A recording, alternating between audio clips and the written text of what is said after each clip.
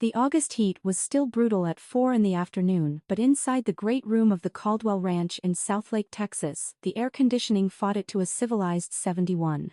45 people packed the space like it was a Longhorns game day tailgate. Stetsons, Lucchese boots, women in black designer dresses that cost more than most people's trucks, and enough cologne and perfume to fumigate a barn. A massive arrangement of white roses and Texas bluebonnets sat under Grandma Evie's portrait oil on canvas bigger than life, her eyes sharp as ever. Someone had strung soft Edison bulbs across the vaulted cedar beams and hired a string quartet that was currently murdering deep in the heart of Texas in a tasteful minor key version. I stood near the back by the stone fireplace, black sheath dress, low heels, hair in a simple knot. I looked like I belonged at a funeral, not a coronation. In my right hand was the handle of a graphite gray Samsonite carry-on. Nobody noticed it yet. They were too busy watching the show. Dad, Grant Caldwell, 57, still wearing the same squint he'd had since law school at SMU, stood at the front next to the family attorney, Mr. Whitaker. Whitaker had been Grandma's lawyer for 40 years and still used the same cracked leather briefcase he'd carried to the Reagan inauguration. Dad cleared his throat the way he used to before announcing a new oil lease, raised a crystal tumbler of Blanton's, and let his voice boom across the room like he was addressing a jury he already owned. "Folks, we all miss Mama something fierce," he began, pausing just long enough for the obligatory nods and amens. But Evelyn Caldwell was a Texas woman through and through. She built this empire with her own 2 hands, and she was crystal clear about where she wanted it to go next. He turned and beamed at my older brother.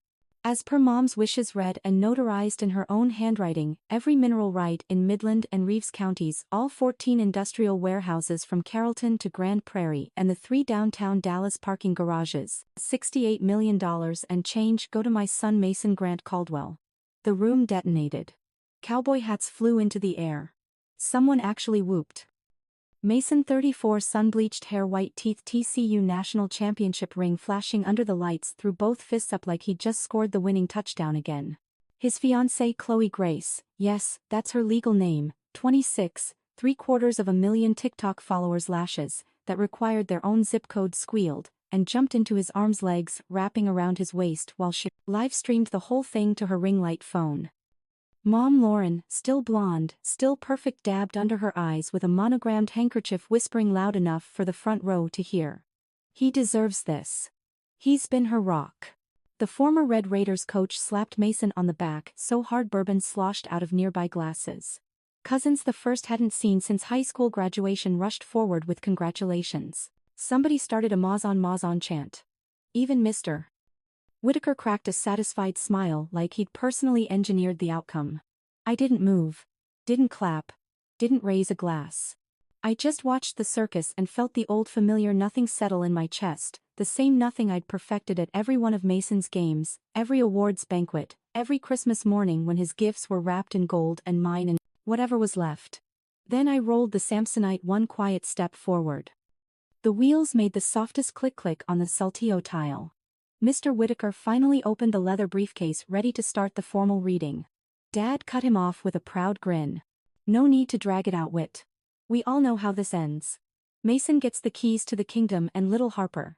He turned, gave me the benevolent smile he used on waitstaff, and shrugged. "Well, honey, Grandma knew you've got your big city job in Houston. You don't need all this." More laughter. Someone actually said, "That's fair." I took one more step into the light. The quartet stopped mid-note. Chloe's phone drooped a few inches. I looked straight at Mr. Whitaker. Poor man, he'd aged into the kind of gentle confusion that comes from too many decades of people telling him he was the smartest guy in the room. And I said it soft enough that the people in the back had to lean in loud enough that no one would ever forget it. "Mr. Whitaker, you really don't know, do you?" 45 heads swiveled like they were on the same string. Mason's grin faltered. Chloe's live-stream chat started exploding with question marks. Mom's handkerchief froze halfway to her face. I let the silence stretch just long enough for the Longhorns clock on the wall to tick twice. Then I smiled, not the big Texas beauty queen smile they all expected. Just the small quiet curve at the corner of my mouth that Grandma Evie used to call my tell.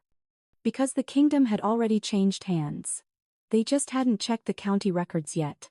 I learned early that in Texas, some kids are born with a spotlight stitched to their backs and some are born to stand just outside the glow. We grew up in Highland Park, the kind of neighborhood where the houses have names instead of numbers and the high school football stadium seats more people than most small towns. Our house on Beverly Drive was white brick, black shutters, 3 stories, and a circular driveway big enough for 2 Suburbans and whatever truck Mason was driving that year. From the street it looked like every other mansion on the block.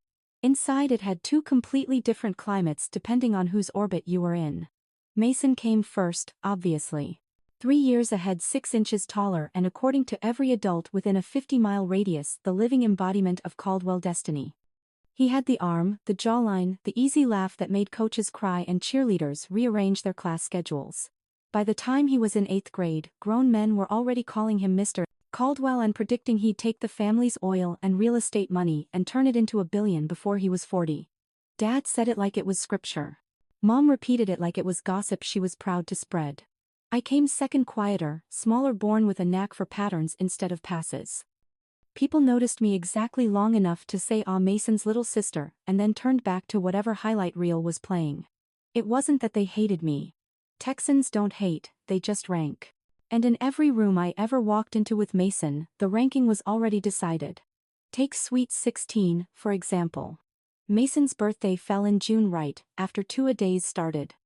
Dad rolled a brand new Ford F-150 Raptor into the driveway, midnight blue, 35-inch tires, custom leather with the Caldwell brand stitched into the seats. The entire offensive line was there. Somebody set off fireworks in the cul-de-sac. Mom filmed it on her phone like she was documenting the second coming. Mason climbed into the driver's seat, revved the engine so hard the windows rattled, and the street filled with that perfect Texas summer sound, teenage boys hollering and the smell of burnt rubber. My 16th was in February. Quiet dinner at home, just the 4 of us. Dad slid a Best Buy box across the table, some Dell laptop from 2015 that still had a spinning hard drive. Figured you'd want something for school, he said, already checking scores on his phone. I thanked him because that's what you do. Mason looked up long enough to say, "Cool, Harp, now you can finally beat my fantasy football spreadsheet." Everyone laughed. I laughed too. The laptop took 4 full minutes to boot. Or take Friday nights in the fall. Dad never missed one of Mason's games. Not one. Even when he had closing arguments in federal court the next morning, he was up in section 112 wearing burnt orange noise-canceling headphones and a Longhorns jersey with Caldwell in block letters across the shoulders. He knew every cheer, every tradition, every player's girlfriend's name. When Mason threw the game-winning touchdown against Allen my junior year, Dad cried actual tears on the Jumbotron. They replayed it on the local news for a week. My Fridays were different. I competed in UIL accounting, numbers, sense, mathematics, basically nerd Olympics. Senior year, I went undefeated in accounting and took first place at state in Austin. The medal was solid gold, heavier than any of Mason's district championship rings. I brought it home on the bus, walked through the kitchen clutching it like it might disappear. Dad was at the island slicing brisket leftovers. I held the medal up. "Dad, I won state." He glanced over, knife paused midair. "No kidding, that's cute, Harper. But business isn't won on spreadsheets, honey. It's won with charisma, relationships, a firm handshake." Then he turned to Mason, who was grabbing a Dr. Pepper. "Son, you see that new lease bonus check that came in today? That's real money." I stood there with the medal burning against my palm and learned lesson number 312. Gold is only gold if the right person is watching. Mom tried harder in her way. She'd show up to some of my meets in pearls and a blazer, take a few photos for the Christmas card, then leave at halftime because Mason has a recruiting dinner. She once told me, "We're just so proud of both of you in different ways." Translation: Mason's ways paid for the country club membership. Even the small stuff was a scoreboard. Mason's senior year, he wrecked the Raptor, doing donuts in an empty parking lot. Dad grounded him for exactly 1 weekend, then bought him a new one because boys will be boys. I got a B+ in AP Physics, once first and only time my GPA dropped below 4. Dad called me into his study, closed the door, and lectured me for 45 minutes about letting the family down. By the time I was 17, I had stopped trying to step into the light. I took the classes Mason avoided, joined the clubs he thought were lame, studied in the library while he was at parties in Turtle Creek. I told myself it didn't matter. I told myself I was building something they couldn't measure with stadium applause. But some nights when the house was quiet and the pool lights turned the backyard blue, I'd sit on the roof outside my bedroom window and stare across the treetops at the glow of downtown Dallas. I'd think one day, I'm going to leave this zip code and never look back. I just didn't know yet that Grandma Evie was watching from her ranch in Midland, keeping score in a way nobody else ever had. And she'd already decided whose name belonged on the deed when the lights finally went out. I left Texas on a May morning when the Dallas sky hadn't yet turned to molten glass. No dramatic goodbye, no tears, no phone blowing up with "Where are you" texts. I just left a folded note on the kitchen island: I'm going to build something that can't be measured in touchdowns. Love, Harper. My 2003 Jeep Cherokee was stuffed with clothes, 3 boxes of forensic accounting textbooks, and a UT Dallas finance degree sealed in a plastic sleeve so it wouldn't get wet. I drove south on I-45 past Huntsville, past Madisonville, past cotton fields that stretched like oceans, until the sign, "Ann. Welcome to Corpus Christi, sparkling city by the sea," appeared. There at the Navy recruiting station on South Staples Street, I signed an 8-year contract with the United States Navy. They buzzed my hair so short you could see scalp, issued my first set of uniforms, and shipped me to Great Lakes, Illinois in the coldest winter of the decade. There I learned that physical pain is temporary, but the feeling of finally being judged on raw ability is like breathing pure oxygen after a lifetime of holding your breath. After boot camp, my orders read, Naval Intelligence Specialist, Class A, School, Dam Neck, Virginia Beach. They said I had a natural aptitude for seeing patterns in garbage data. I smiled to myself. I'd been practicing that since childhood, every time I tried to find my own name on the family priority list. The next 8 years were things no one in Highland Park could have imagined. I learned to read 3,000-page defense contracts overnight to spot money laundering streams running through shell companies in Cyprus and the UAE. I sat in windowless skiffs in Bahrain tracing millions in logistics funds siphoned off through fake aircraft repair invoices. I worked with NCIS and the Defense Criminal Investigative Service, earned the call sign Fraud Hunter from my teammates, and learned a truth that would later save my grandmother's entire fortune. No fraud is so sophisticated, it leaves no paper trail, only people too lazy to look. In my 6th year, I was selected for a temporary limited duty officer program, made petty officer first class at 26, youngest in the unit. I held top secret divided by SCI clearance and was offered warrant officer if I stayed, but I declined. I'd seen enough of the world to know exactly what kind of life I wanted, one where my value didn't require a cheering crowd to be recognized. In October 2020, I separated at Naval Station Norfolk with an honorable discharge, a rucksack full of ribbons, including a Navy and Marine Corps Achievement Medal for uncovering a $42 million embezzlement ring in Djibouti, a skill no university teaches: the ability to smell dirty money from 500 miles away. I drove back to Texas, this time to Houston, not Dallas. I chose Houston because it was big enough to disappear and close enough to check on Grandma Evie when needed, and far enough that no one would accidentally invite me to watch Mason play. My first week in the city, I accepted an offer from KPMG Forensic Senior Investigator, 6-figure salary plus bonus, working out of the 54th floor of 609 Main at Texas. Official job: help Fortune 500 companies and investment funds detect internal fraud. Unofficial job: keep sharpening the muscle that had just saved me from being erased from the family legacy. I rented a 1-bedroom in Midtown, hung my Navy commission on the wall, and bought a bottle of Blanton's, the same brand Dad always drank, but this time it was to reward myself every time I uncovered a new embezzlement. Every Friday night I still called Grandma Evie in Midland. She'd ask, "They payin' you what you're worth yet, baby girl?" I'd laugh. "They pay enough that I could buy Highland Park back if I felt like it, Grandma." She'd cackle, raspy from the Marlboro Reds. She never quit. "Good. Now get your butt up here. I got a pile of papers that need your eyes." I didn't know then that pile of papers would weigh exactly $68 million and carry my name on every single line. I only knew that for the first time in my life I was no longer the little sister standing behind the spotlight. I was the one holding the flashlight, and I had learned exactly where to aim it. Grandma Evelyn Caldwell, everyone called her Evie, wasn't like any grandmother you ever saw in a Hallmark movie. She stood damn near 6 feet tall, ramrod straight at 83, silver-white pixie cut she'd worn since Nixon, and she always smelled of Marlboro Reds mixed with leather and diesel like it was her signature perfume. People said she used to drive a 1974 Ford F-250 loaded with crude through the red dirt roads of the Permian Basin in 1976, wearing a sundress and big sunglasses, one hand on a cigarette, the other on a shotgun. To keep coyotes and certain men at bay. She built the whole empire from nothing but 2 bare hands and a tract of land my grandfather bought with wedding money in 1958. When Grandpa died young in a rig accident, she was 31 with 3 kids and a mountain of debt. She didn't cry at the funeral. She went home, cut her hair short, put on jeans, and started signing oil leases no one thought a widow could understand. In 1986, when oil crashed and everyone else sold, she bought. By the time I was born, she owned thousands of mineral acres and an industrial warehouse network, stretching from Dallas to Fort Worth. But to me, she was never the millionaire grandmother. She was the only person in the Caldwell bloodline who would sit still for hours and actually listen to me talk. I was 16 the first time I realized that. Summer 2009, Mason was at football camp in College Station. My parents were vacationing in Europe and I got shipped to the Midland ranch because someone had to watch me. I thought I'd die of boredom in 100-degree heat. The next morning, Grandma Evie banged on the guest room door, tossed me an old cowboy hat and said, "Get in the truck. Today, you learn how to read money."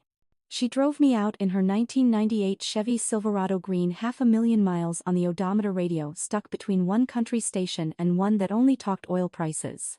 We stopped at an old pump jack outside Odessa.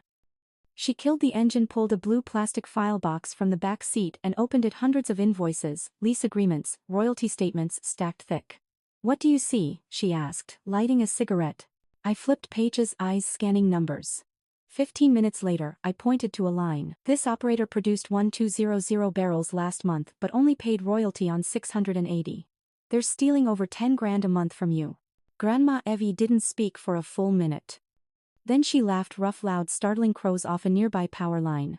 "Jesus Christ, Harper Quinn, you've got the devil's own eyes. From now on I'm calling you Bloodhound." After that, every summer break I went to the ranch. While Mason got driven to college recruiter meetings, I sat at Grandma's oak kitchen table surrounded by paper towers, learning how to smell dirty money. She taught me that in Texas oil is king but paper is God. Whoever controls the paper controls the well, she'd say, tapping ash into a longhorn-shaped ashtray. She showed me how to spot altered dates on contracts, how to recognize photocopied signatures, how to read a royalty statement and know exactly which son of a bitch was shorting the pipe. She never badmouthed Mason or my parents in front of me.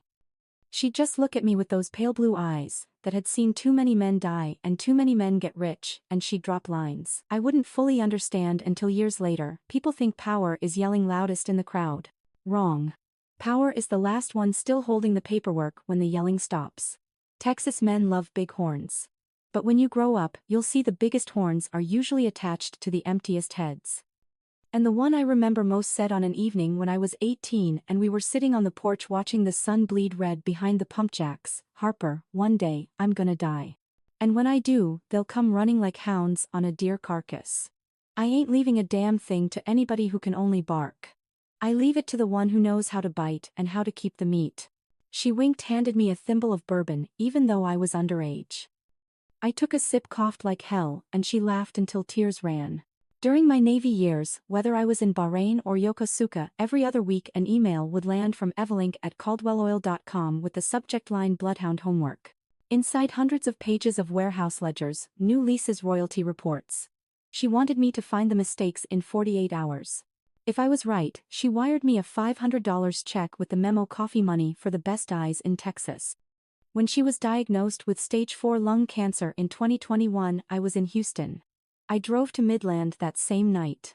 She was in bed, but still wearing a denim shirt, still smoking through the oxygen tubes, still holding her iPad Pro reading financials. She looked at me a long time, then said in that raspy voice, "Time to hand over the keys to the vault, Bloodhound. But this time it ain't about finding dirty money. This time it's about keeping it clean."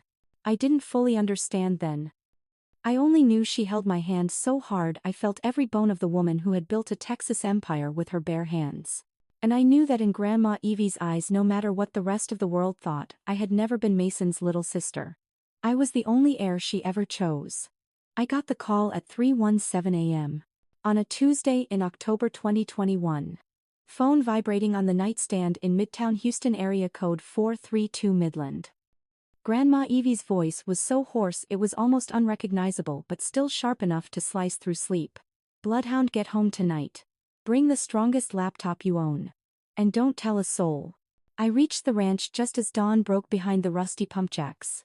The front door was open, the smell of cigarette smoke and strong black coffee rolling out like an old welcome.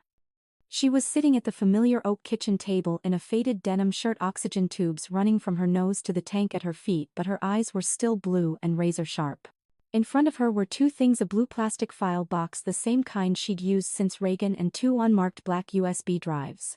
She slid the box and drives across to me without ceremony. "Mason's been stealing from me. 6 years now. I want you to find the proof before I die." I froze. Not total shock, I'd seen little signs for years, but I always thought it was just Mason being sloppy. Turns out it wasn't sloppy. It was systematic. She lit a Marlboro Red despite every doctor's order, took a long drag and blew smoke at the ceiling. "Get started, bloodhound. I'm short on time." I opened the box first. 6 years of bank statements, warehouse leases, royalty reports, repair invoices, all bearing the signature of Mason Grant Caldwell II, manager, Caldwell Family Holdings LLC. I plugged in the first USB. 4.7 terabytes of data organized by year and month. Someone had done this meticulously. I realized quickly that someone was Grandma Evie herself. It took me exactly 37 minutes to find the main artery. Starting in 2015, Mason had set up 3 Delaware shell companies: Lone Star Logistics Holdings LLC, Permian Transport Partners, LPDFW Storage Solutions Incorporated. All 3 registered to a P.O. box in Wilmington with a law firm that specialized in private client services. No employees, no website, no real phone. Every month rent from the 14 DFW area industrial warehouses, roughly $580,000 average, flowed into the main Caldwell account, then immediately got siphoned off as management fees and operating expenses to the 3 shells. Total take $4.71 million over 6 years. I opened the Excel Grandma had pre-highlighted. The final column was labeled in her red pen scrawl Mason's Miami Condo Fund. The second USB was photos.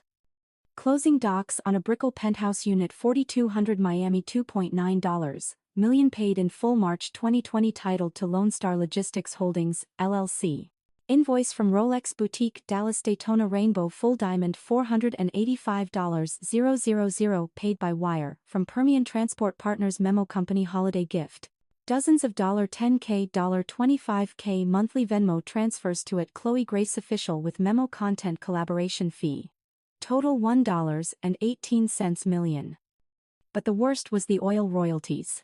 Mason had signed 7 lease amendments with 2 small operators in Reeves County, dropping Caldwell royalty from 25% to 16% in exchange for one-time bonuses.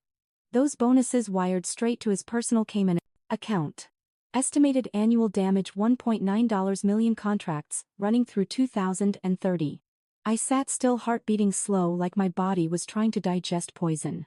Grandma Evie watched me the whole time, silent, sipping coffee. When I looked up, she asked, casual as the weather, "Done yet, bloodhound?" I nodded, voice rough. "Done. He's taken almost $8 million so far. And still taking." She nodded slowly, like she was just confirming a fact she'd known forever. $8 million, she repeated, emphasizing every syllable. $8 million he used to buy watches, ocean view condos, and pay some girl to dance in bikinis on yachts. She crushed the cigarette hard into the Longhorn ashtray. "I'm not dying with my legacy in the hands of a boy who thinks money grows on frat houses." Before I could react, she slid a thick envelope across the table. Inside, pre-signed durable power of attorney formation docs for 3 new Texas LLCs and a list of the top real estate attorneys in Houston. "Listen close, Harper Quinn," she said, voice now hard as Permian steel. "I've got months left, maybe a year, if I'm lucky. In that time, we're moving every acre, every warehouse, every damn parking garage out of Caldwell Family Holdings and into a structure no son of a bitch, including your father, can ever touch." She grabbed my hand, callous, tobacco-stained, but strong enough to scare me. "I'm not doing this because I hate Mason. I'm doing it because I love what I bled to build. And I will not let one spoiled boy destroy it just because he was taught the world bows when he smiles pretty." She let go, lit another cigarette, and smiled the smile of a Texas queen gearing up for her last fight. "Now go make more coffee, bloodhound. We've got an empire to save." Out west, the sun was climbing high, painting the pump jacks blood red. I knew from that moment the war had started. And I was the only weapon Grandma Evie had chosen. After that morning at Grandma Evie's kitchen table, I understood I wasn't just saving an empire, I was joining a campaign she called Operation Paper God. She said the name half joking, but her eyes were ice cold. In Texas, paper is God. Harper Quinn. And we're about to make God take our side. The plan kicked off the following week, November 2021. Grandma Evie, lungs failing but mind sharper than ever, orchestrated everything like a 4-star general. I was her chief lieutenant, and Riley, my 26-year-old cousin, notary public and part-time TikTok real estate law explainer, was the one who put the final stamp on every document. She summoned Riley and me to the ranch on a Friday night when the Midland wind was rattling the windows like it wanted in. On the table, a brand new file box containing pristine laser-printed documents, formation papers for 3 new Texas LLCs, Longhorn Legacy LLC, Permian Trust LLC, DFW Holdings LLC, each listing me as sole manager with 100% control. No other members, no board, nobody but me. This is your Noah's Ark, she said, tapping a bony finger on the stack. Every mineral acre, every warehouse, every garage goes in here before I meet my maker. And you're the one steering. I swallowed hard. Grandma, this is going to make Dad lose his mind. Mason will sue. Mom will. She cut me off with a wave like she was swatting a fly. Let them sue. I've outlived rig roughnecks and oil field lawyers for 84 years. I know how to make paper bulletproof. Her plan was simple but airtight. We would transfer every asset, 126 mineral tracts in Midland and Reeves counties, 14 industrial warehouses. Across the DFW Metroplex, 3 downtown Dallas parking garages out of Caldwell Family Holdings and into the 3 new LLCs, via quitclaim deeds and assignments of interest. Total value $68 million. Everything would be recorded instantly through TARR, Texas Automated Real Property Records, the blockchain-based land title system the state rolled out in 2020. The blockchain idea was Riley's. Grandma Evie, if we push it straight to TARR, it's like carving Harper's name in granite, he said, eyes shining the way they did when he hit 1 million views. Nobody can fake it or erase it, not even if they hire every silk stocking firm in Texas. Grandma Evie winked at him. Good. I like granite. The harder the better. From November 2021 through July 2022, we operated like a special ops team. Every week I drove up from Houston or flew into DFW to meet Grandma and Riley at his little notary office in Arlington. Grandma signed a total of 47 documents over 9 months, 12 quitclaim deeds for mineral acres, 14 warehouse assignments, 3 garage transfers, and 18 backup powers of attorney in case she became incapacitated. Every signing, she wore a denim shirt, reading glasses, and drank black coffee from a Don't Mess with Texas mug. Oxygen hissed constantly through her nasal cannula, but her hand never shook once. Riley notarized every signature, applied the TARR seal, and uploaded live to the blockchain right there on his laptop. Each transaction locked in with a unique hash code, irreversible, indisputable. Like nailing shut the coffin of anybody who tries to touch my money, Riley grinned. I didn't grin.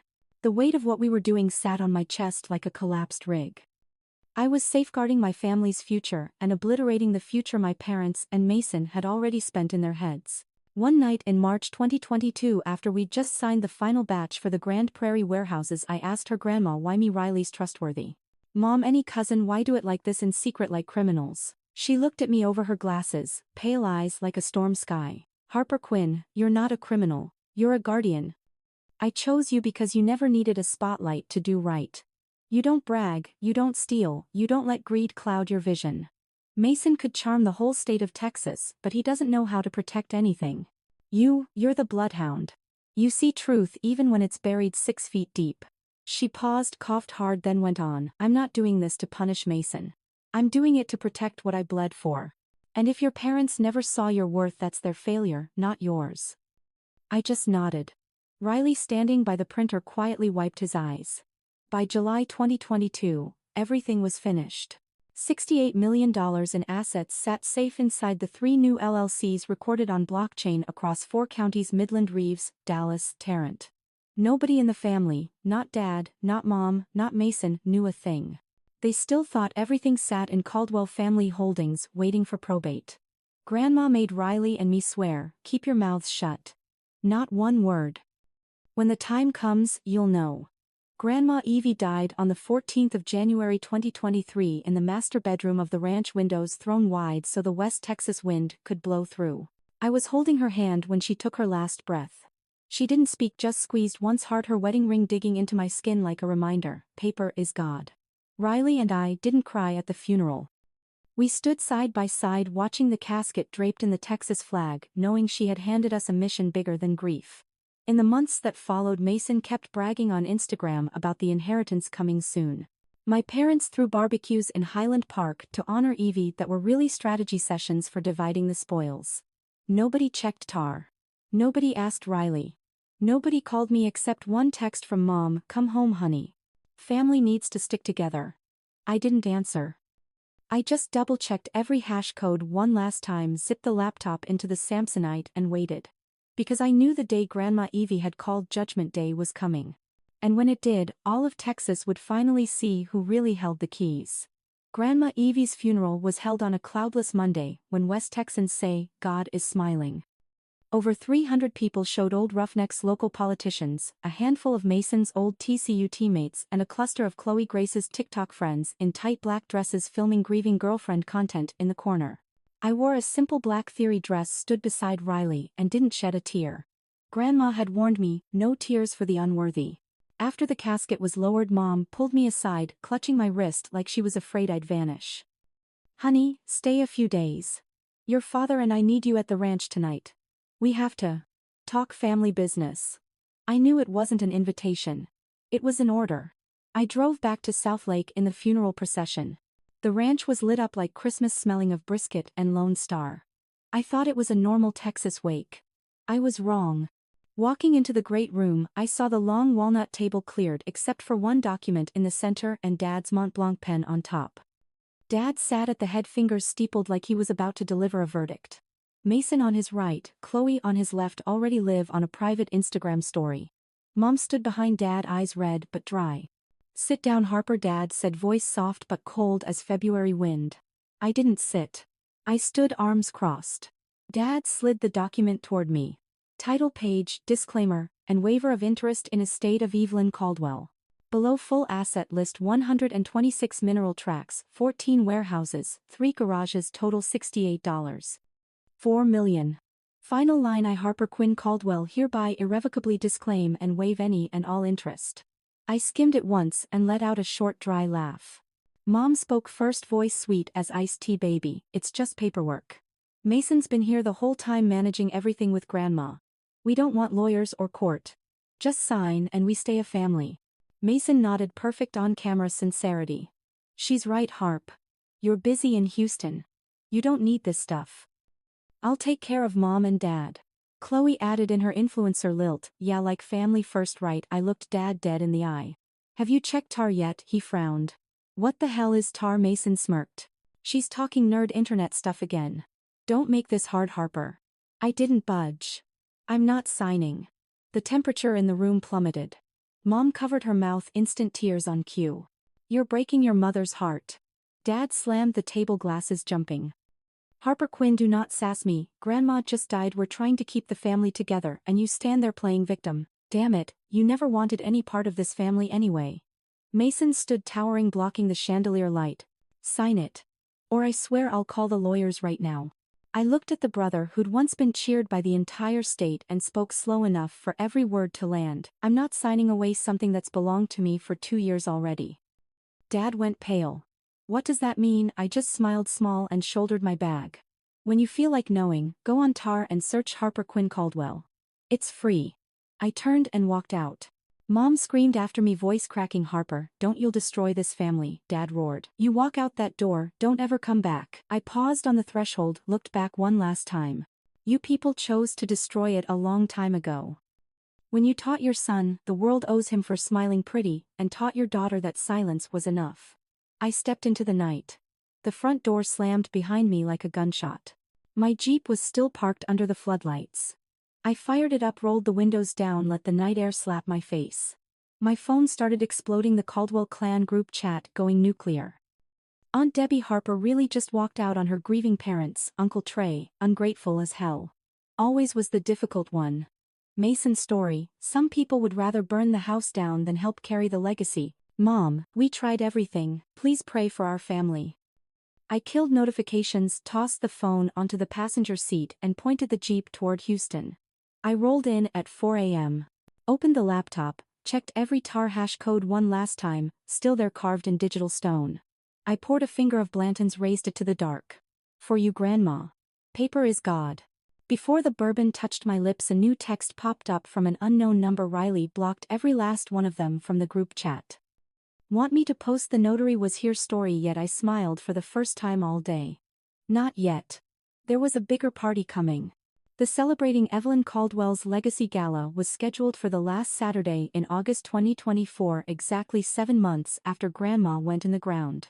The invitation was heavy cream stock, gold border, raised lettering. Join us for a Texas-sized celebration of life, legacy, and the future of the Caldwell Empire. Bottom corner #number Caldwell next chapter and Chloe Grace officials logo. She was co-host naturally. It arrived in a Tom Ford scented envelope with a handwritten note from Mom. Harper, we miss you. Please come. This is for Grandma. I knew it wasn't for Grandma. It was Mason's coronation.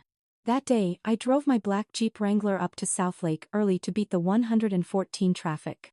Temperature 104 degrees Fahrenheit, the kind of heat that makes asphalt sweat. From half a mile out, I could see the ranch gates flying, 2 giant Texas flags, an LED sign flashing welcome to the future, and a line of chrome-dripping pickups that looked like a Ford commercial.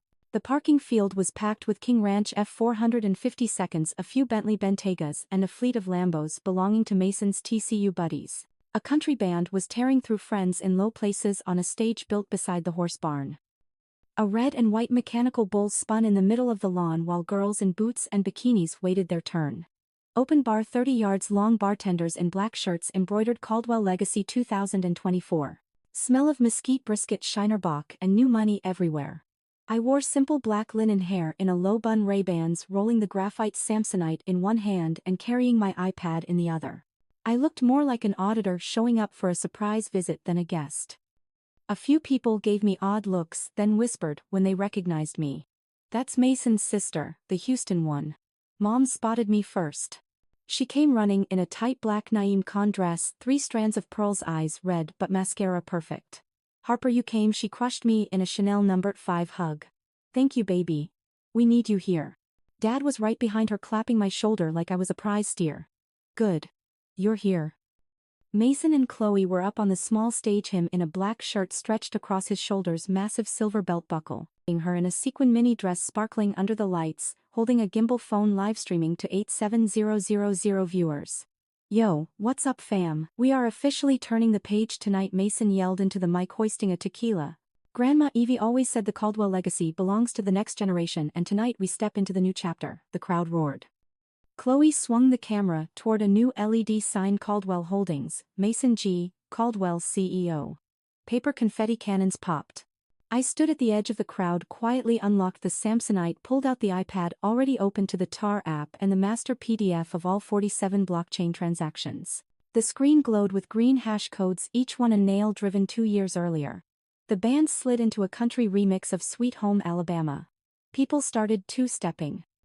Mason hopped off the stage, slung an arm around Dad and bellowed loud enough for the whole ranch to hear. And like Dad said last week, everything, the mineral acres, the warehouses, the garages, it's all officially mine now. No lawyers, no drama, no probate. It's exactly what Grandma wanted. The crowd roared again. Someone cranked God Bless Texas. Chloe zoomed in on Mason, raising his tequila to the sky, to Grandma Evie, and to the new king of Texas. I rolled the Samsonite one more step into the center of the crowd. The wheels made the tiniest click-click on the grass, but it was enough for a few heads to turn. Mom saw me advancing, panic flashing across her face. Harper, what are you doing? I gave her the small smile Grandma Evie used to call the bloodhound's final bite. Just here to congratulate the new chapter, Mom. Mason was still grinning for the camera, hadn't seen me yet. Chloe whispered, babe, your sister. He turned, surprise flickering to irritation for half a second before the PR smile locked back in. Yo Harp, you made it. Come get in the shot. I didn't move closer. I stopped exactly 3 meters away, right in the middle of his cheering circle. I raised the iPad so Mason, Chloe, and everyone nearby could read the red letters on the TARR screen. Property owner of record Harper Quinn Caldwell. Date recorded the 12th of July 2022, irrevocable. Mason squinted. What Photoshop? Nice try, sis. I shook my head gently. No. Blockchain doesn't know how to joke. Chloe's livestream was still rolling, lens shaking. View count rocketed past 102000. I rolled the Samsonite another foot, popped the lid, let everyone see the 500-page hard copy, every one of the 47 transfers, printed Grandma Evie's blue signature and Riley's notary seal on every page. Then I spoke loud enough for Chloe's mic to catch, loud enough for the whole ranch to fall silent for one heartbeat. New chapter, Mason. Too bad Grandma Evie closed the old one 2 years ago. I turned the iPad to the crowd. And that was the exact moment the party stopped being a coronation and became Judgment Day. I rolled the Samsonite right into the center of the great room, wheels ticking across the oak floor like a countdown. The country band cut off mid-chorus of Wagon Wheel. Someone killed the main speakers. Laughter, clinking glasses, the mechanical bull's whine outside, all of it dropped into a vacuum. Every eye turned to me. 45 people. Some I'd called aunt and uncle since I could talk. Some I only knew from Chloe's Instagram. All waiting to see what the weird Houston sister was about to do. I stopped directly under the crystal Longhorn chandelier, snapped open the 2 combination locks. Click. Click. The lid lifted. First, I pulled out the 500-page bound document, clear plastic cover, every page numbered and brass fastened. Then the 12.9-inch iPad Pro, already open to TARR screen blazing with rows of green hash codes. Let me show y'all what the real Caldwell next chapter looks like, I said, calm, loud enough, without a microphone. I walked to the wall-mounted 85-inch Samsung. Mason loved bragging he'd bought it with warehouse bonuses. I plugged in the HDMI. The giant screen lit up. First page, Midland County Records, Deed Record 2022 to 07189, grantor Evelyn Caldwell, grantee Longhorn Legacy LLC, Harper Quinn Caldwell, sole manager. Date recorded the 12th of July 2022, blockchain hash 0x9F3A.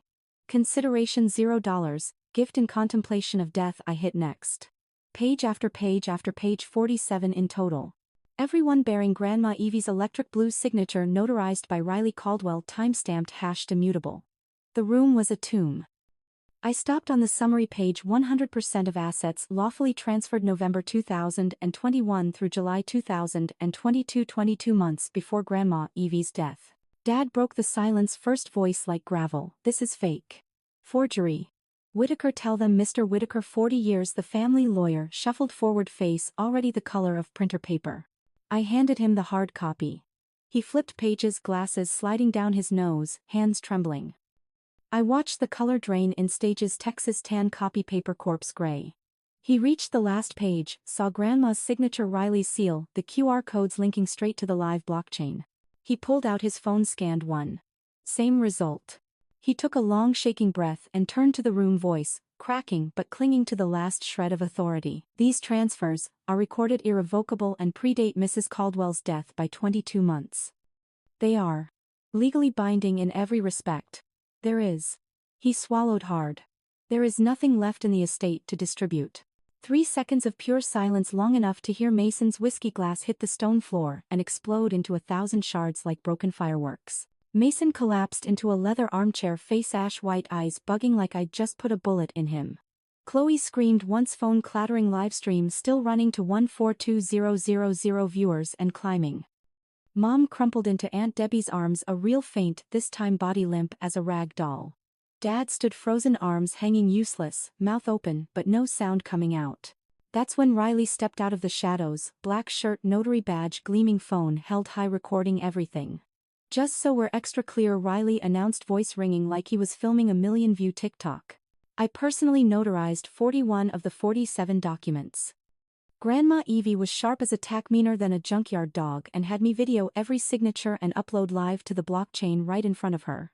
Anybody wants to sue, start with me. He swung the phone toward Mason. Oh, and Mason, I kept copies of all the Rolex receipts and the Miami condo wires. Need me to pull those up too? Mason surged up like he'd been electrocuted, lunged at Riley, but 2 old TCU linemen grabbed him. He roared, voice splintering, you bitch. You and that crazy old woman planned this the whole time. I'm the grandson, this is mine. I stayed perfectly still, hand resting on the bound document. Grandma Evie didn't plan, I said slow and clear, she protected. Protected it from someone who thought legacy was something you steal and then flex on Instagram. I turned to Dad soft enough for the whole room to hear. You want to know why she chose me, Dad? Because I'm the only person in this house who never once used money to prove I mattered. Mom came to wailing Harper. You're killing me. No, I answered. I'm just letting Grandma Evie live one last time. I closed the Samsonite click. Click. Then I looked straight into Chloe's still rolling camera now past 1800000 viewers. Texas law is real clear, recorded deed beats everything. Paper is God. I rolled the case toward the door. Nobody moved to stop me. Crying, cursing, glass crunching under boots followed me out, but it didn't matter anymore. Grandma Evie had won. And for the first time in 32 years I was no longer the kid behind the lights. I was the one who turned them off. 6 months after the coronation turned into the Caldwell apocalypse, Texas had rolled into spring 2025.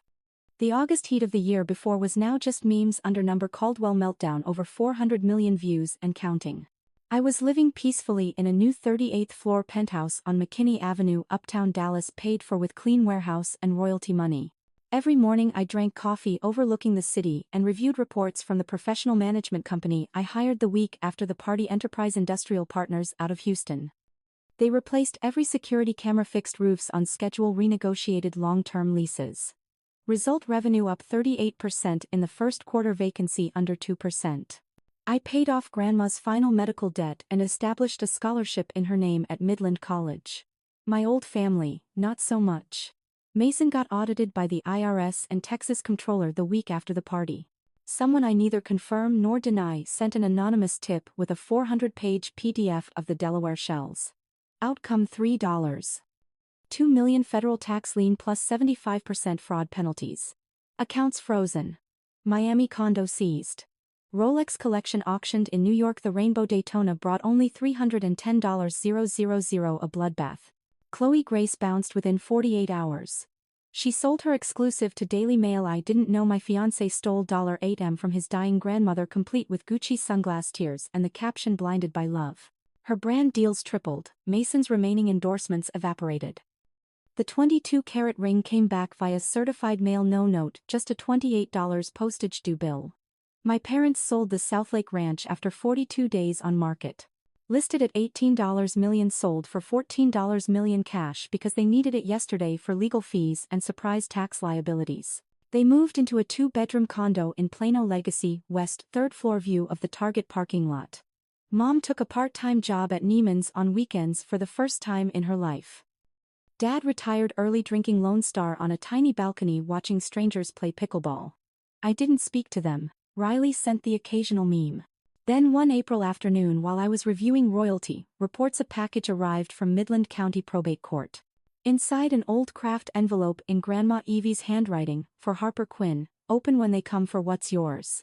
I opened it at my desk. A single handwritten letter on old Caldwell oil and gas letterhead dated the 2nd of January 2023, 12 days before she died. Bloodhound, if you're reading this, they tried to steal it. One last gift in the First Financial Midland Vault Box, 1873. Code is the day you won, state accounting 05182009. Inside, red USB and a hard drive. If they sue, if they hire lawyers, if they cry on TV, release everything. I lived long enough to know greed has no bottom. Don't let them drag you down. Paper is God, but justice is the bullet. Love you, fierce Evie. I flew to Midland that afternoon. Inside the box, one red USB and a 5-terabyte Seagate, plugged in at the bank. Over 6,000 files. Weekly videos, Grandma recorded on her iPad from 2021 onward, detailing every theft Mason committed. Cayman account statements in Mason's name. Emails between Mason and a Houston law firm discussing how to reduce royalties to optimize personal taxes. Worst cello voice messages between Mason and a former warehouse employee, Mason saying, "Don't worry, the old lady's dying soon, it'll all be mine." I sat in the bank's private room until sunset. That night I compressed everything into one 4.7 gigabytes file and emailed it to the public tip line of the FBI White Collar Crime Unit Dallas Division. Subject line: from a concerned Texas granddaughter. Statute of limitations hasn't run yet. 3 weeks later I got a text from a blocked number. U.S. Attorney's Office just raided Mason's uptown apartment. Federal custody. Wire fraud, tax evasion conspiracy. Your grandma would be proud. I didn't reply. I just poured a small bourbon, raised it to the sky. Grandma Evie had been right one last time. Justice isn't just the bullet. It's the round chambered 2 years early, waiting for someone to pull the trigger. 11 months later, late October, 2025, the Dallas skyline glittered below me like someone had scattered 1,000,000 diamonds across black velvet. I was on the balcony of my new penthouse on the 42nd floor of the Victor in Uptown, 42nd because that was the same floor Mason's Miami condo had been on. Petty, maybe, but Grandma Evie would have called it poetic justice. The air was finally cool for Texas, low 70s, smelling of oak smoke from a barbecue joint 15 blocks south and someone's overpriced fall candle. I wore an Old Navy hoodie and leggings, bare feet tucked under me on the outdoor sofa, a heavy pour of Blanton's in a Glencairn glass on the marble railing. My phone buzzed. Unknown Dallas number. I let it ring 4 times, just long enough for a plane to blink across the skyline, then answered. Harper. Dad's voice sounded like gravel soaked in bourbon and 40 years of being wrong. It's me. Silence. He cleared his throat the way he used to before big closings. The U.S. Attorney just indicted Mason. Wire fraud, tax evasion conspiracy, 27 counts. They picked him up this morning. He's at the Federal Detention Center on Commerce. The space between us felt like the 300 miles that once separated Houston from Southlake. I know you sent the files, he whispered. I'm not calling to fight. Your mother can't stop crying. We're in the condo in Plano now. It's small. Can we talk, please? I watched a red helicopter cross downtown and took a slow sip. The burn felt honest. We can talk, I said, calm, steady. But the price of admission is the truth, all of it on the record. You tell the prosecutor exactly how long you knew Mason was stealing. You tell them why you tried to make me sign that disclaimer the week Grandma died. You tell them every time you looked away because it was easier to cheer for the son who threw touchdowns than the daughter who actually kept the score. He made a sound like swallowing broken glass. And when you're done, I continued, you tell Mason he doesn't get to play victim anymore. He gets to sit in a cell and think about every watch, every private jet, every lie he told while Grandma was breathing through a tube. Dad was crying now, quiet, ugly sobs that didn't belong to the Grant Caldwell who once closed 9-figure deals before breakfast. I was wrong, he choked. About everything. I should have seen you. I should have. Yeah, I cut in softly. You should have. I ended the call before he could finish. The screen went black, reflecting the city lights like a mirror made of stars. I raised the glass toward the horizon, toward the invisible patch of West Texas where Grandma Evie lay under a simple limestone marker that read, she built it herself. In Texas we say, all hat and no cattle, I said aloud to the night, to the hundreds of thousands who'd followed the story since the first viral clip, to every forgotten kid still sitting in the dark hoping tomorrow might finally suit them. Turns out my brother had no cattle, and now he doesn't even have the hat. I drained the last of the Blantons, let the warmth settle, and leaned back. Below me Dallas kept moving, taillights, dreams, deals. Up here the wind carried faint guitar from someone's rooftop across the street. Life rolling on. I thought about the girl who used to sit on the Highland Park roof staring at these same lights, praying someone would notice she was alive. If I could talk to her now, I'd tell her, you don't wait for them to give you a seat at the table. Sometimes you buy the whole damn restaurant. Sometimes you burn the table and build a new one with better chairs. And I'd tell her what Grandma Evie told me the last time I held her hand, paper is God, baby girl. But the quiet ones. We're the ones who write the gospel. I set the empty glass on the railing, watched the city breathe, and smiled, small, steady, dangerous. Because tonight, for the first time in 32 years, nobody in Texas could look past me. And tomorrow. Tomorrow I'd wake up, check the royalty reports, fund another scholarship, and keep building the right way. One recorded deed, one honest day, one unapologetic breath at a time. If you're the forgotten kid listening tonight, wherever you are, Houston, Hanoi, or some small town that never says your name right, hear me, your worth was never up for vote. Your story isn't over. And sometimes the quiet ones don't just inherit the earth. We buy it fair and square, and we never ever let them take it back. This is Harper Quinn Caldwell signing off from the top of Dallas. Stay dangerous, stay quiet when it counts, and always keep the receipts. Good night, Texas. Word count of full story approximately 25000A. exact original phrasing preserved timeline shifted back exactly 1 year throughout rendered in natural American English prose.